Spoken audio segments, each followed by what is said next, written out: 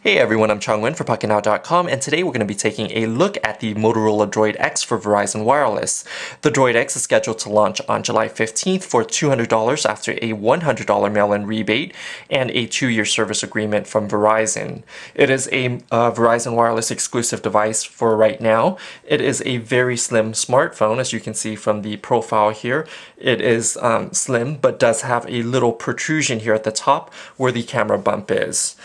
Let's go ahead and take a look at the hardware of the device. At the top here, you have the earpiece speaker, along with the proximity sensor and light sensor to automatically either dim the screen or turn the screen off when you're in the middle of a phone call. The device also has GPS, Wi-Fi, and Bluetooth technologies as well. There is also an accelerometer on the device to automatically adjust the orientation of the screen. At the top of the device, you have one of 3 microphones. At the bottom here, you have another microphone, and on the back, you have another microphone. So these microphones serve to help cancel noise and wind sounds when you're in the middle of a call, and the back microphone serves when you're shooting a video and want to capture the noise that's coming in front of you rather than capturing the noise that you might be making when you're holding the phone up to look at the screen as a viewfinder. At the bottom here, you do have physical buttons. These, unlike on the Droid Incredible and the original Motorola Droid, you do have to press in and are not capacitive buttons. On the left-hand side of the device, you have a very clean profile.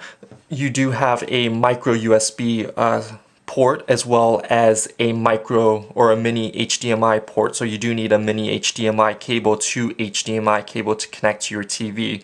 Or you can also connect to your TV to share videos and photos with the DLNA technology that's bundled on the device. The bottom of the device is clean except for a little lanyard loop here at the lower corner.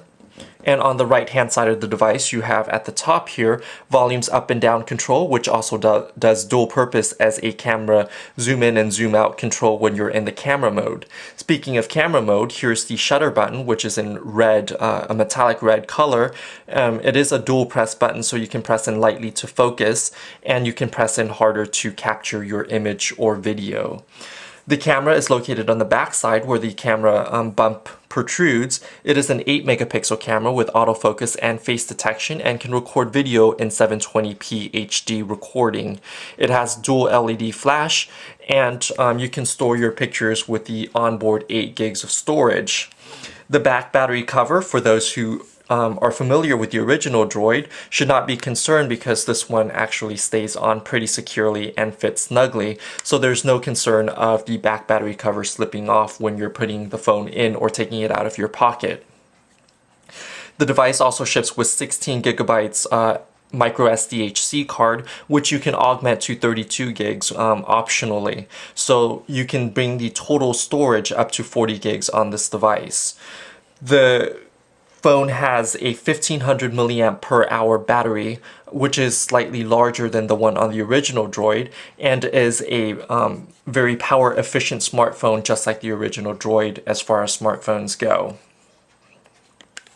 The smartphone is powered by a 1 gigahertz processor that's made by TI, Texas Instruments. It is an OMAP processor, and in my experience I found it to be a little bit more zippy than the comparable Qualcomm Snapdragon processor at a similar clock speed. It does have 512 megabytes of RAM as well. The device actually does not have Moto Blur, although these widgets are very reminiscent of Moto Blur found on other Motorola devices such as the Click and the Click XT on T-Mobile, as well as the Motorola Devour on Verizon Wireless. These widgets, unlike Moto Blur, offer the user a little bit more control and customization, so you can resize the widget to fit your screen and to fit how you want to lay out your screen. So this large widget that aggregates from various social media feeds, I can go ahead and resize however I want.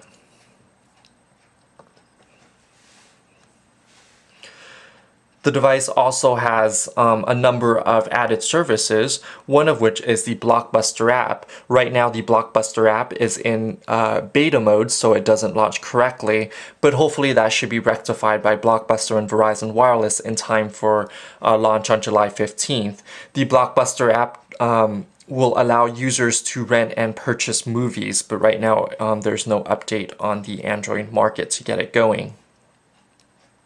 Other features that are part of the device include a backup assistant that's tied to Verizon Wireless's network, and also a 3G mobile hotspot app. So you can go ahead and turn on 3G and set up a WEP or WPA password to secure your connection and tether devices. Once you connect a device, it will show up under the connected devices list here, and you can go ahead and share your Verizon Wireless mobile broadband 3G connection with up to 5 other devices. The service is an optional service and will cost $20 extra per month for 2 gigs of data. Once you go over the 2 gigs, you will be charged overages by Verizon Wireless. The phone will require a $30 smartphone data package, which is unlimited, and according to Verizon Wireless, the data begins at the beginning of your billing cycle and ends at the end of the billing cycle, so there are no caps. Another service included by Verizon Wireless would be the VCast video service, which is sort of an on-demand TV streaming service so that you can watch your programs whenever you want.